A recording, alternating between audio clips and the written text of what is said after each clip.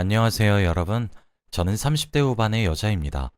저는 정말 찰거머리같이 지긋지긋하고 무시무시한 시댁에서 겨우 탈출해서 현재 새로운 인생을 살아가고 있는 사람이에요. 저는 이런 시댁에 관한 이야기를 텔레비전이나 인터넷에서만 접했었던 것 같은데 그 이야기의 주인공이 제가 될 것이라고는 정말 상상치도 못했습니다. 이젠 많이 지나가서 제게 더는 상처가 되지 않는 이야기이기도 하고 여기서 사연을 많이 듣다 보니까 많은 사연들로부터 제가 위로도 많이 받았기 때문에 제 이야기도 누군가에게 위로가 될 수 있지 않을까 하는 생각이 들어서 이렇게 글을 써봅니다. 익명성이란 것이 이래서 좋은 건가 봐요. 저는 사실 지긋지긋한 시댁을 겪으면서 더 이상 누군가에게 제 솔직한 속내를 보이는 것을 어려워하는데 익명이 보장된다는 이유 하나만으로 제 이야기를 이렇게 자유롭게 할 수 있게 되니까 말이에요. 사실 저는 남편과 사별을 했어요. 예기치 못했던 사고였고 예방할 수 없는 사고였어요.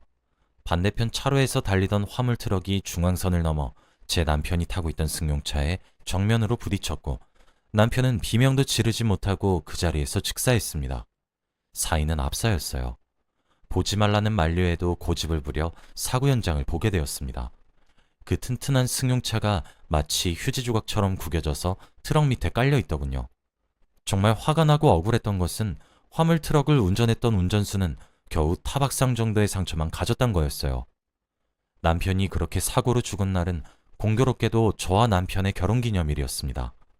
남편의 차에서는 제 결혼기념일 선물이었던 부서진 목걸이와 구겨진 편지, 그리고 내용물은 뭉개져서 형체도 찾을 수 없고 덩그러니 혼자 남은 빈 케이크 상자였죠. 남편은 결혼기념일만큼은 저를 혼자 두고 싶지 않아 했어요. 엄청 로맨틱한 사람이었거든요. 회사에서 가야만 하는 출장 일정이 있었는데 저희 부부의 결혼기념일 일정과 맞물렸던 날이었어요. 하루 더 자고 올라와서 다음 날에 축하를 해도 되었는데 남편은 당일에 축하를 하고 싶었나 봐요.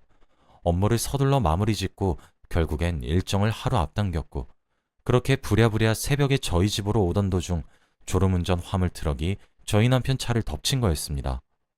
부검을 하시던 분께서 남편은 즉사하셨을 거라 추정하시는데 그 말이 얼마나 절 찔렀는지 모릅니다. 장례식장에서 우두커니 앉아 남편의 영정사진만 바라보고 있었는데 눈물이 나질 않았어요. 그저 멍하니 사진만 쳐다보고 있었죠. 시댁에서는 절 탓하셨어요. 아니, 정확히 시어머니는 절 탓하셨습니다. 남편을 잡아먹은 년이라고 제 머리채를 휘어잡으셨고 뺨을 갈기셨죠. 시어머니는 제게 온갖 욕을 쏟아부으면서 저를 폭행하셨습니다.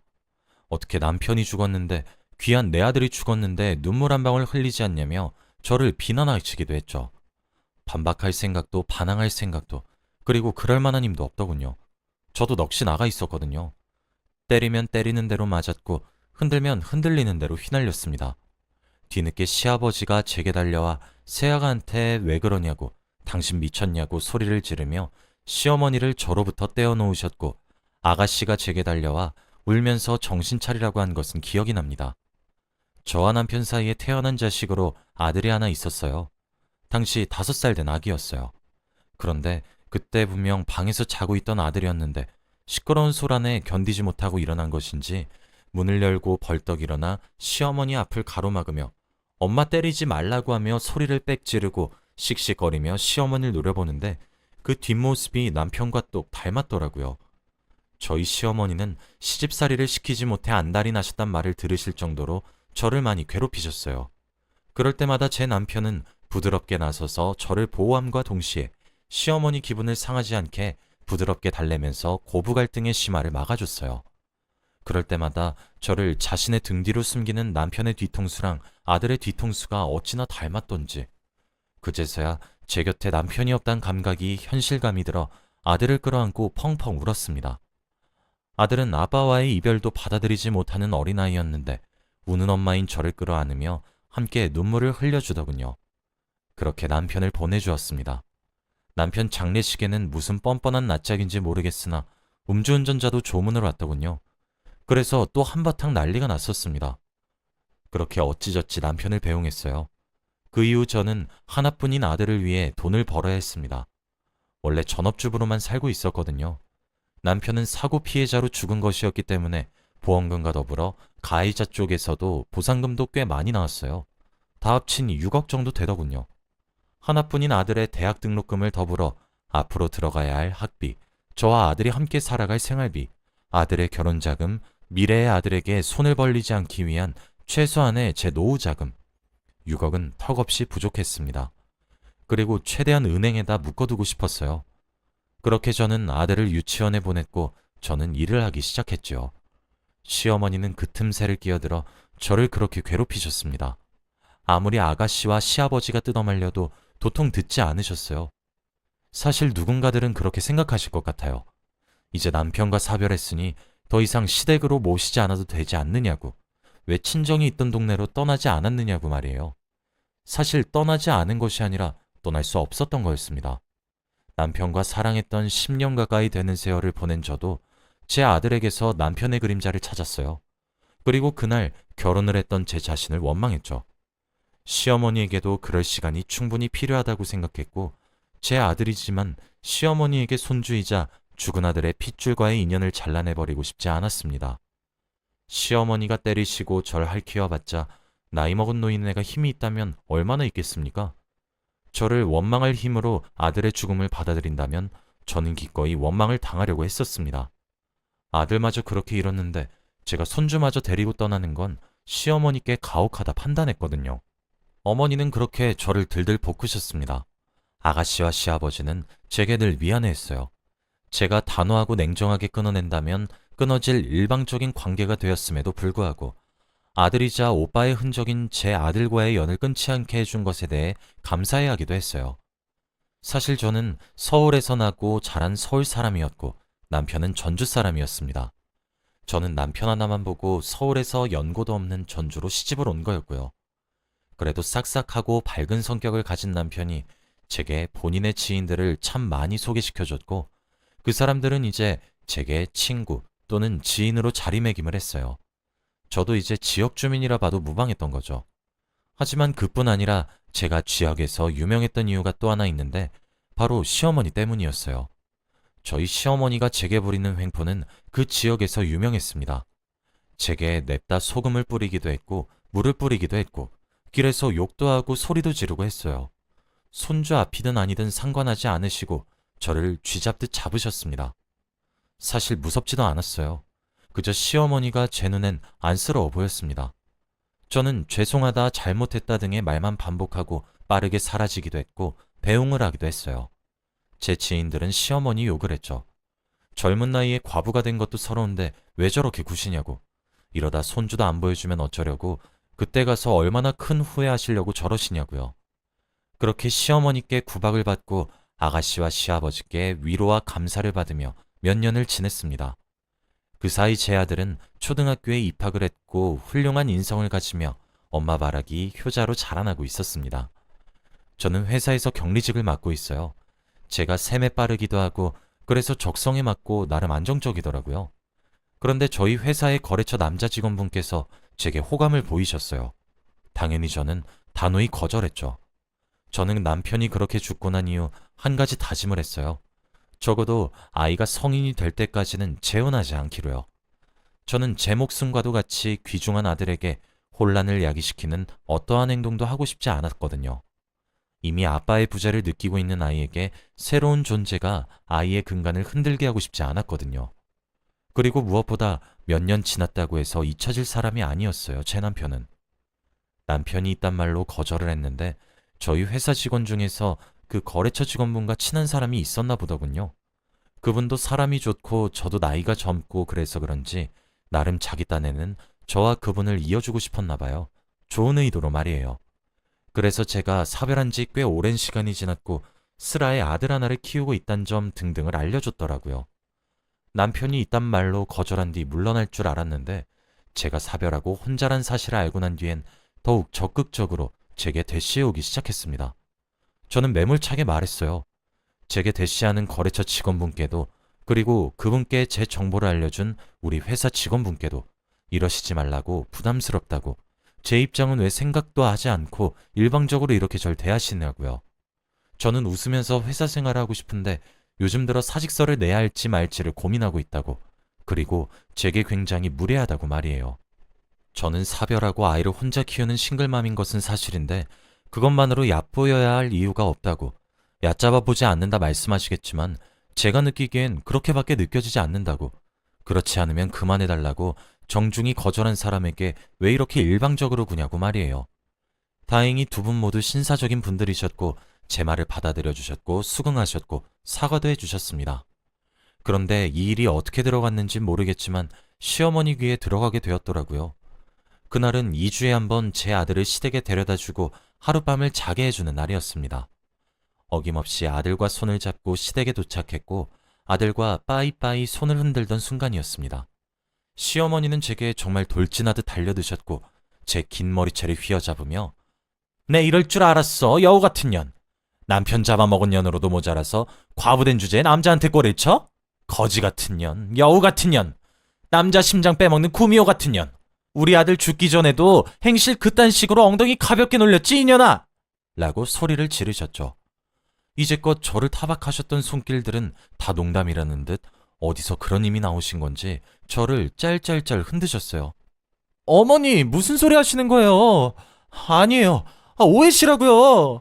라는 제 외침소리는 들리시지도 않는 모양인지 저 하나 족치겠다 생각하고 움직이는 로봇 같았습니다. 제 비명소리에 시아버지와 아가씨가 다급히 달려왔고 저희 아들도 할머니 바지춤에 매달려 뜯어 말렸어요. 저는 아이가 다칠까 염려되어 힘도 못 쓰겠고 아들에게 떨어지라고 소리를 지를 뿐이었죠. 아가씨가 저희 아들을 떼어냈고 시아버지가 시어머니를 잡아 뜯듯이 떼어냈습니다.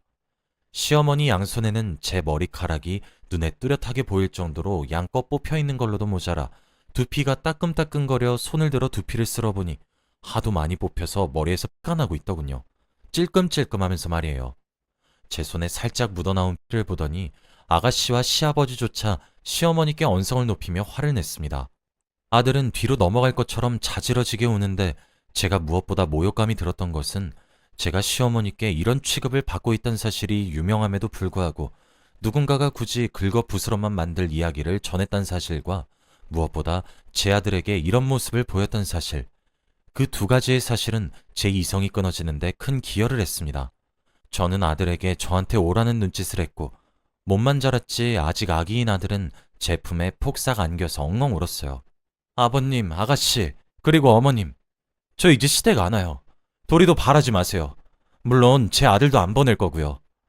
우리 아들 5살 먹었을 적에 남편이 죽었고 지금 우리 아들 나이가 12살이에요, 어머님. 제가 언제까지 빌어야 하나요? 제가 언제까지 내 아들 보는 앞에서 이딴 수치와 모욕을 느껴야 되는데요. 아가씨랑 아버님도 제게 미안하다고 말씀하시기 전에 어머님 바꾸려고 노력은 하셨어요? 저요? 저 어차피 남편도 잃었어요. 제가 그럼에도 불구하고 시댁과 왕래를 계속했던 것은 우리 아들한테 남편 그림자가 너무 많이 짙어서 그거라도 보시면서 위로 받으시라고 그래서 왕래했다고요. 내가 여기서 뭘 더 얼마나 해야 되는데요? 저도 사람이에요. 막말로 내가 지금 재혼하겠다 그럼 제 결정 막으실 명분이라도 가지고 계세요? 없으시잖아요. 내가 거절했다고 말하잖아요. 그랬다고 얘기를 하잖아요. 제가 남자를 만났다고 누가 그러는데요? 대체 누가요? 수십 개 눈깔 앞에서 거절했고 더하시면 사직서까지 내겠다 으름장을 놓고 왔어요. 내가 오늘은 또 뭘 그렇게 죄를 지었길래 아들 앞에서 이렇게 절 가만히 못 두세요? 7년이란 세월? 절대 안 짧아요. 저는 평생 할 도리 압축해서 했다고 칠 거예요. 더는 저한테 연락하지 마세요. 저도 부모님 있어요. 친정으로 돌아갈 거니까 찾지 마세요. 그리고 내 아들도 2번 다시 볼 일 없을 거예요. 저는 아들의 귀를 꾹 틀어막고 울분에 차서 소리를 질렀고 그렇게 소리를 지르고 뒤돌아서서 제 집으로 돌아가는 저를 아무도 가로막지 않았습니다. 다음날 시아버지와 아가씨가 저희 집을 아침부터 찾아왔더군요. 저는 차를 대접하며 제 생각엔 변함이 없다고 뜻을 밝혔습니다. 의외로 두 분은 제 결정을 존중해 주시더군요. 미안하구나. 그래, 네 말이 맞다. 내 아내를 내가 더 고쳤어야 하는데 아휴, 그래, 너도 인간이라 참는 것이 한계가 있을 건데 그래도 매일 아들 영정사진 붙잡고 우는 아내를 보고 있으니 그렇게라도 감정 표현을 하는 게 낫다 싶어서 방치했어. 미안하다, 미안해. 정말 미안하구나. 이건 얼마 되지 않지만 이사하는데 보태 쓰거라. 그리고 손주 녀석 교육비나 네가 쓸 생활비가 모자라도 언제든지 연락해주고. 그 정도는 해줄 수 없겠니? 나도 너한테 미안해서 이러는 거란다. 아내가 절대 모르게 할게. 그래요, 새언니. 언니에게 큰 짐을 지우게 한 것은 사과드릴게요. 그래도 언니 이 지역 떠나고 그럼 많이 힘들 거예요. 그게 금전적인 어려움이라면 저희한테 주저하지 말고 연락 주세요. 나랑 우리 아빠는 언니 이해해요. 아니, 오히려 고맙지. 사별하고 몇 년씩이나 며느리돌이 해준 사람인데 우리가 그걸 어떻게 몰라. 정든 고향을 떠나는 것은 무서운 일이었고 이제 마지막 남은 남편의 흔적이 묻은 집을 파는 것도 두려운 일이었지만 저는 제 아들과 저를 위해서 지역을 떠나기로 했고 아가씨와 시아버지의 간곡한 부탁은 들어주겠다고 약속을 했습니다. 지금은 벌써 2년이 흘렀어요. 저희 아들은 중학교에 입학했지만 아직 사춘기가 오지 않았고 여전히 착하고 순한 아들입니다. 그리고 아가씨와 시아버지의 말씀에 따르면 시어머니는 지금 심리치료를 받고 있다고 하시더라고요. 제가 마지막에 토혈을 하듯 쏘아붙인 말과 실제로 주거지를 서울로 옮겨버리는 결단까지 다 보시더니 자신의 문제점을 깨달으셨던 것인지 심경의 변화가 있으셨던 것인지 그 누구도 알 수 없지만 그래도 심리치료를 받으시고 스스로 변화를 하려 한다고 들었습니다. 저는 시어머니를 두 번 다시 마주하고 싶진 않지만 제 아들에게는 누구보다 잘 대해주셨던 조부모였고 고모였기에 시어머니가 마음의 안정을 얻는다면 아들과의 교류는 막지 않을 생각이에요. 아들은 저를 괴롭혔기 때문에 할머니가 싫고 무섭다고 이야기를 합니다. 그리고 저는 그건 선입견이라고 다시 훈육을 하고 있죠. 할머니께서는 이러한 상처를 가졌고 모든 것을 잃은 것 같은 느낌이 들어서 마음이 잠깐 아팠던 거라고. 그러니까 조금 시간이 지나고 할머니가 치료하고 나면 다시 괜찮아진다고 얘기를 해주었답니다. 그랬더니 아들이 저한테 물어보더라고요.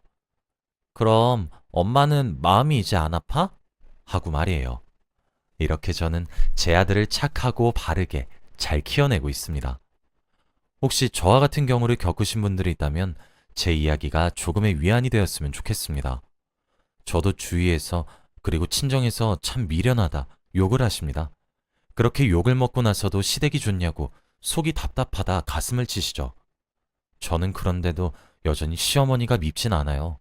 저도 시어머니를 많이 애증하고 있는 것 같아요. 앞으로 어떻게 될진 모르겠지만 아마 제 예감으론 어머니가 많이 유해지시지 않을까 싶습니다. 이젠 아들의 죽음을 많이 받아들이셨다고 시아버지께서 말씀해 주시더라고요. 여기까지가 제 긴 이야기였습니다. 제 이야기도 누군가에게 좋은 위로가 되었으면 좋겠네요. 모두 편안한 밤 되시길 바라며 이만 글을 마치겠습니다. 감사합니다.